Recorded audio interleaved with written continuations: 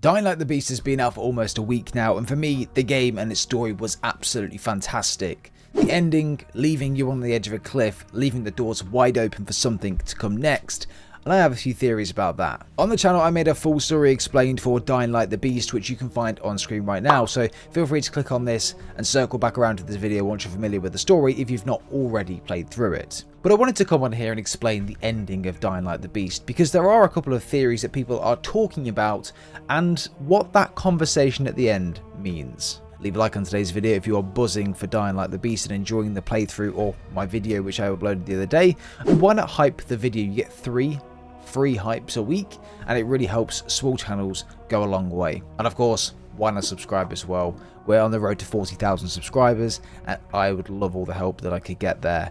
But check the timestamps below. Without further ado, let's dive straight in. The story of Dying Light follows Kyle Crane, the protagonist from the first game. He was captured when, we don't know just yet, by someone named Marius Fisher.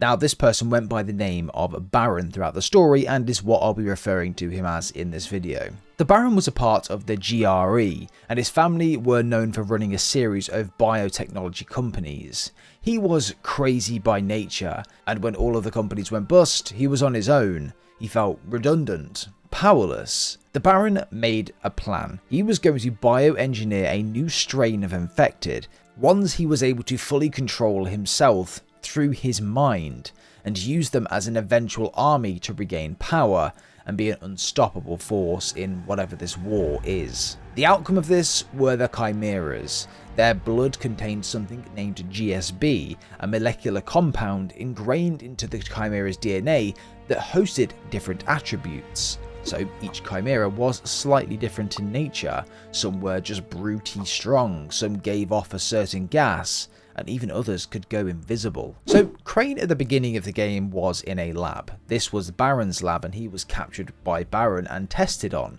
until 2 people came to try and break him out. These faces and identities are kept under wraps for the time being at the beginning of the video, and the big reveal is towards the end, and it will shock you and pleasantly surprise you. However, something escalated in the lab, causing the scientists to be killed and the Beast to be freed. This was a perfect opportunity for Kyle to escape the facility, and he did so with the help of someone named Olivia. Now, Olivia was the daughter of a scientist that worked for the Baron. Neither of them liked what the Baron was doing, and it turned out that Kyle was brought in by Olivia's father in order to help him. It was a very innocent thing to try and find a cure, because Kyle's immune system reacted very differently to when he was infected compared to most other subjects. But the Baron turned these innocent thoughts into something evil, capturing Crane and torturing him. Kyle makes it outside of the lab for the first time, and here he finds himself in a small town named Castor Woods, based in the Western Alps in Europe. Kyle's journey to revenge and stopping the Baron wouldn't have worked without the help of a series of characters. Florence, known as the Sheriff, who looks to betray you during the campaign until you find out the real reason behind her intentions. Olivia, Lydia, Camilio, Sven. There are a lot more, but you get the point. Kyle also meets a group of infected that have almost halted the virus from turning them using a natural substance, of all things, a mushroom. He can telepathically speak with these beings, with these people that are infected, because that's just what he can do apparently.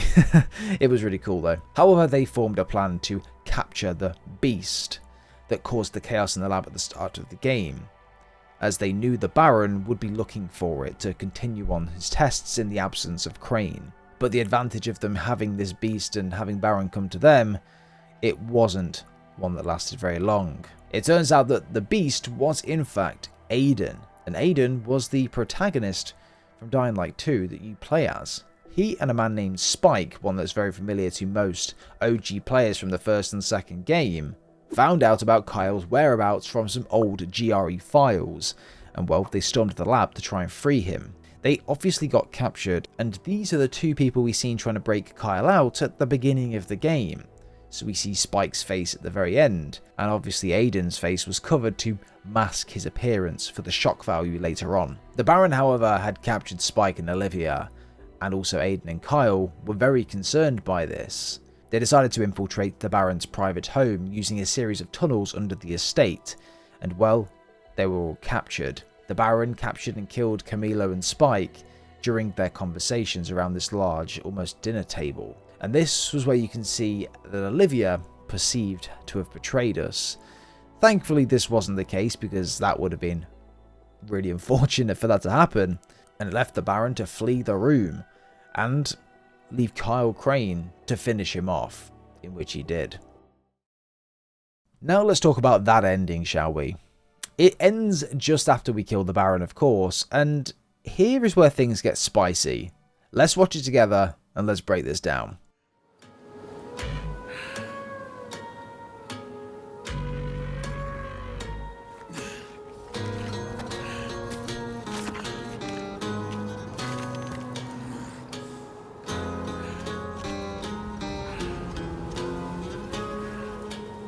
Olivia.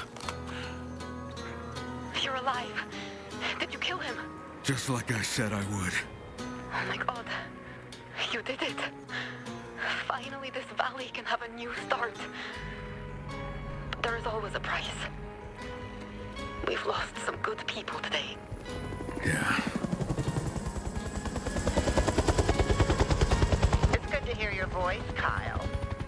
I guess our story wasn't over. You? Are you fucking kidding me? We had to go underground, but we've always been here. The Baron was one of ours, until he wasn't. As usual, you proved to be an exceptionally valuable ally. Enjoy your freedom. You've earned it. I won't let this go. Not this time. Leave the past where it belongs, Kyle. Focus instead on the good we can do together. Yeah. I will focus on you.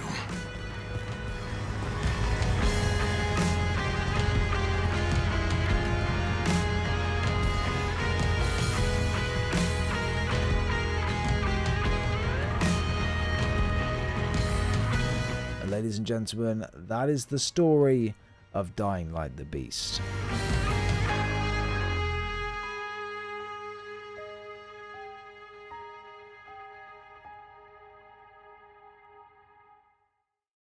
Now, after reading all of your comments, I'm very glad people had the same reaction as I did.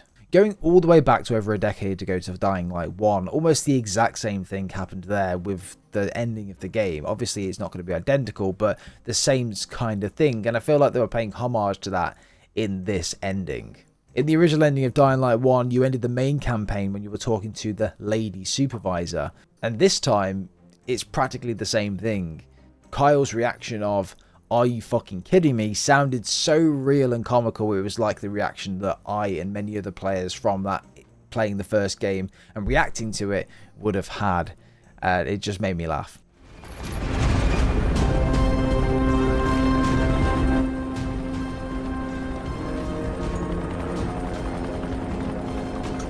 What do you want? Rise already told us he had that dead scientist data. All we're interested in is the cure. We're offering you a chance here. Get the rest of the research and come with us. I can think of a lot of reasons to tell you to go fuck yourself, but why don't we just pretend for a minute that you don't think I'm stupid? You need the cure. It's here, in the city, somewhere. And as long as it is, you won't try to pull any ministry-style bullshit. Crane, why do you even give a fuck what happens to these people? You don't belong here.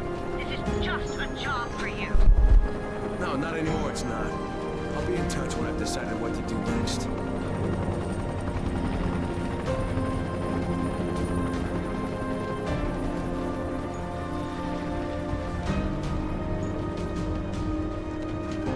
But anyway, on to the ending.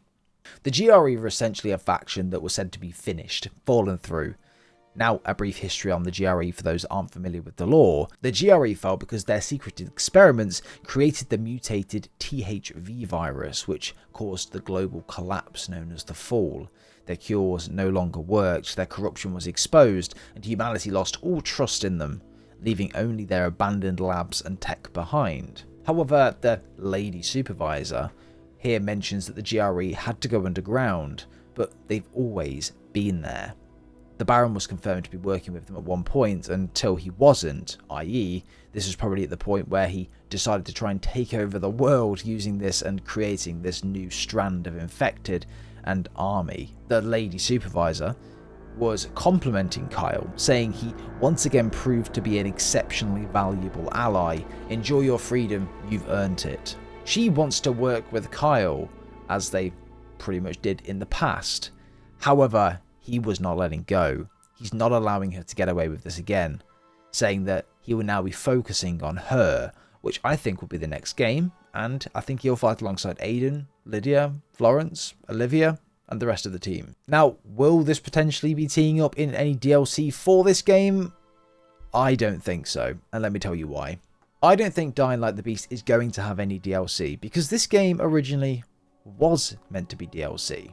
Dying Light the Beast started off as DLC 2 for Dying Light 2 Stay Human, which was set to follow on from 2022's Bloody Ties. But over time, its scope increased so much that the devs decided to make it a standalone game instead. The cool thing about this as well is that if you owned the Ultimate Edition of Dying Light 2, or upgraded to it before a certain date, you could get the Beast at no extra cost, which I thought was so cool.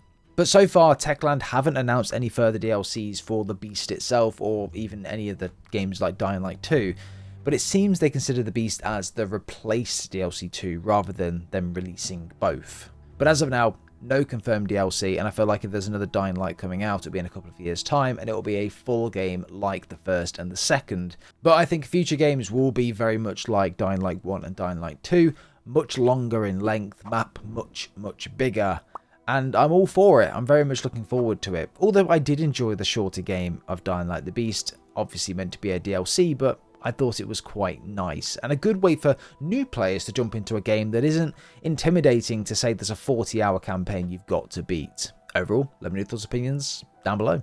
However, moving forward, Dying Light the Beast was a fantastic entry into what is a magnificent series, and one that will get a lot more new fans involved in the series. I think this was definitely one to pick up, and I loved playing it every second of the way.